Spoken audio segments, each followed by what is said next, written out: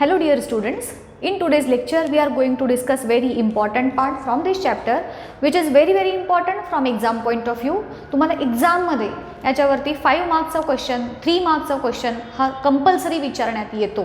So तो part काय आहे, that is sonar technology. What is sonar, ह्याचा लॉंग फॉर्म तुम्हाला देखील 1 मार्क्ससाठी विचारला जातो. बघा सोनार याचा लॉंग फॉर्म काय आहे, तर इट इज साऊंड. मुद्दामून मी जे कॅपिटल लेटर हे ह्या नावाचा आहे पार्ट म्हणून हे दोन्ही कॅपिटल लिहिले. साऊंड, नेव्हिगेशन,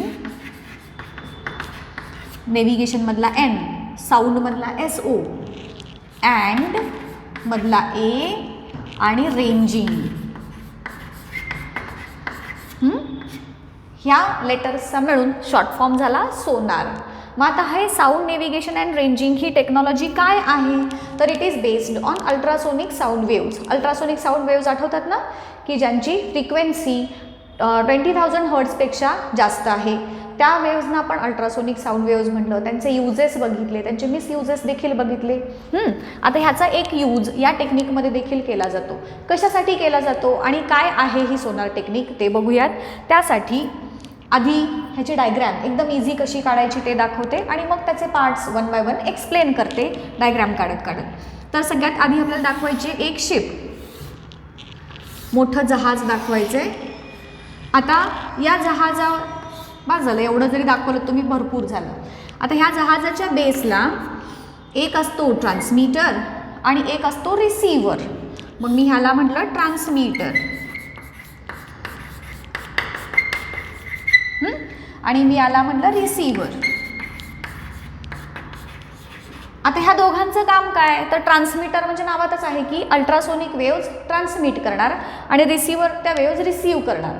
मग ट्रान्समीटर काय करणार बघा. याचा मेन जे 2 पार्ट्स आहेत, एक आहे ट्रान्समीटर जो काय करणार आहे, ट्रान्समिट्स अल्ट्रासोनिक वेव्स.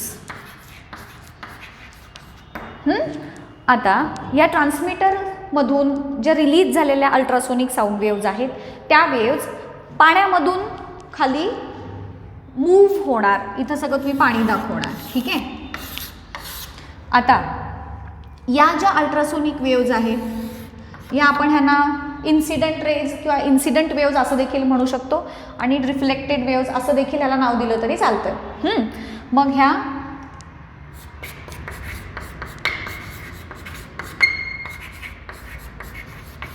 आता बघा ही वेव्ह जाऊन जिथं हार्ड सरफेस, ज्याला ऑब्स्टॅकल म्हणूयात आपण, ते ऑब्स्टॅकल ह्या वेव्हला जिथं कुठं सापडेल त्याच्यावरती जाऊन तो स्ट्राईक होणार.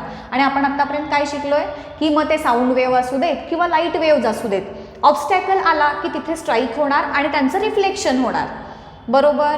मग आता बघा ही जी साऊंड वेव्ह आहे अल्ट्रासोनिक वेव्ह, ती ह्या पाण्यामधून मूव्ह होऊ लागली. जिथं कुठं त्याला हार्ड सरफेस मध्ये आला वाटेत त्याच्यावरती जाऊन ती स्ट्राईक झाली आणि मग त्याचं रिफ्लेक्शन झालं.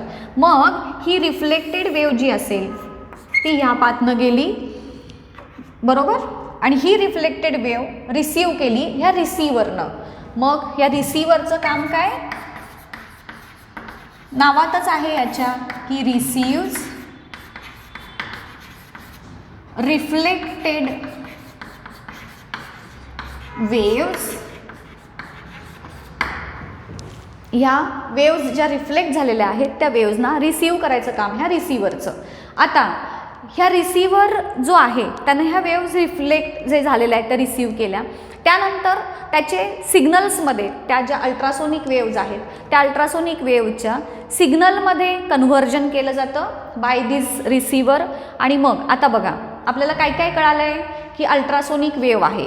मग ह्या वेव्हची या वॉटरमधली काहीतरी व्हेलॉसिटी असणार आहे की नाही, काहीतरी स्पेसिफिक स्पीड असणार आहे या वेव्हचा. बघा आता आपल्याला काय काय कळलं ह्याच्यातून, की मला कळाली व्हेलॉसिटी ऑफ वेव्ह जी मला आधीच माहिती आहे. ट्रान्समीटरमधून जे बाहेर पडलेल्या वेव्ज आहेत त्याची व्हेलॉसिटी मला माहिती आहे. आता ह्या रिसिव्हरनं काय केलं आहे, त्या रेज रिसीव्ह केल्यात.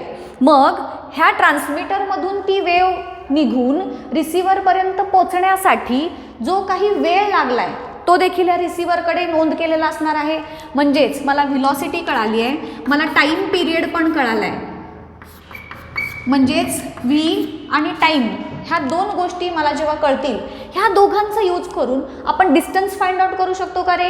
Yes, we can find out the distance. Distance is equal to velocity is equal to distance upon time, हा आपला नेहमीचा फॉर्म्युला आहे. मग डिस्टन्स इज इक्वल टू काय असणार आहे? Velocity into time. मग बघा हां, मला व्हेलॉसिटी माहिती आहे, मला टाईम माहिती आहे. या दोघांचा यूज करून मी हे जे अंडरग्राऊंड किंवा अंडर वॉटर ऑब्जेक्ट जे आहे त्याचं सरफेसपासून, पाण्याच्या सरफेसपासूनचं असणारं डिस्टन्स कॅल्क्युलेट करू शकते easily by using this formula. मग आता बघा, समजा आपण पाण्याच्या खाली एक मोठी व्हॅली आहे असं इमॅजिन करू. आता व्हॅली म्हणजे जास्त त्याची डेप्थ असणार. बघा आता ही जी शिप आहे ती पुढं पुढं मूव्ह होती आहे, त्या ट्रान्समीटरमधून वेव्ज बाहेर पडत आहेत. या वेव्ज सरफेस जेव्हा प्लेन असेल तेव्हा त्याच्यासाठी लागणारा वेळ एक ॲव्हरेज वेळ आपण कन्सिडर केला. आता जरा पुढं गेल्यानंतर या वेव्जना रिफ्लेक्ट होऊन परत यायला जास्त वेळ लागला समजा. मग जास्त वेळ लागला म्हणजे त्याला जास्त डिस्टन्स कव्हर करायला लागलं आहे की नाही. म्हणजेच जितका जास्त वेळ या वेव्हला रिफ्लेक्ट होऊन परत यायला लागेल तितकं त्यानं कव्हर केलेलं डिस्टन्स हे जास्त असणार आहे, बरोबर. मग त्याच्यावरून आपण तिथं अंदाज लावू शकतो की इथे काहीतरी खोल असं स्ट्रक्चर आहे. समजा इथे कुठेतरी माउंटन असेल. आता ही शिप जी आहे ह्या रिजनमध्ये आली. आता इथं असतानाचा जो लागणारा वेळ आहे त्याच्यापेक्षा कमी वेळ इथं असताना लागणार. म्हणजे ह्या भागामध्ये ही वेव येऊन परत रिफ्लेक्ट होऊन त्या रिसिव्हरमध्ये येण्यासाठी लागणारा वेळ हा इथे कमी असणार आणि इथं जास्त असणार. मग ज्या अर्थी स्टँडर्ड वेळेपेक्षा कमी वेळ लागला त्या अर्थी आपण असं कन्क्लूड करू शकतो की इथं काहीतरी उंच ऑब्जेक्ट आहे. म्हणजे व्हॅली असेल, सपोज अंडर वॉटर एखादी व्हॅली असेल तर तिथून ते वेव्ज रिफ्लेक्ट होऊन येण्यासाठी वेळ जास्त लागणार. अंडर वॉटर जर एखादं माउंटन असेल तर तिथून वेव्ज रिफ्लेक्ट होऊन परत यायला कमी वेळ लागणार. समजा ह्याच्या खाली एखादं बुडलेलं जहाज असेल, समजा इथेच हे बुडलेलं जहाज आहे. मग त्याची लेंथ काय आहे, केवढं मोठं आहे, केवढं छोटं आहे, हे कसं कळणार रे? तर जेवढ्या वेळेत म्हणजे इथून इथंपर्यंत जातानाचा वेळ इक्वल लागला समजा, परत इथं आला वेळ वाढला, इथं असताना वेळ जास्ती होता. मग मला म्हणजे त्या ज्या अल्ट्रासोनिक वेव्ज आहेत त्याला इथून इथं येईपर्यंतच कमी वेळ लागला. म्हणजे जे काही अंडर वॉटर ऑब्जेक्ट आहे त्याची लेंथ आपल्याला डिटरमाइन करता येऊ शकते. कळलंय कशा पद्धतीनं हे सोनार वर्क करतं? ह्या ट्रान्समीटर आणि रिसिव्हर यांच्यामधून ट्रान्समीटरमधून वेव्ज रिलीज होणार, रिसिव्हर त्या कलेक्ट करणार, त्यांना सिग्नल्समध्ये कन्व्हर्ट करणार.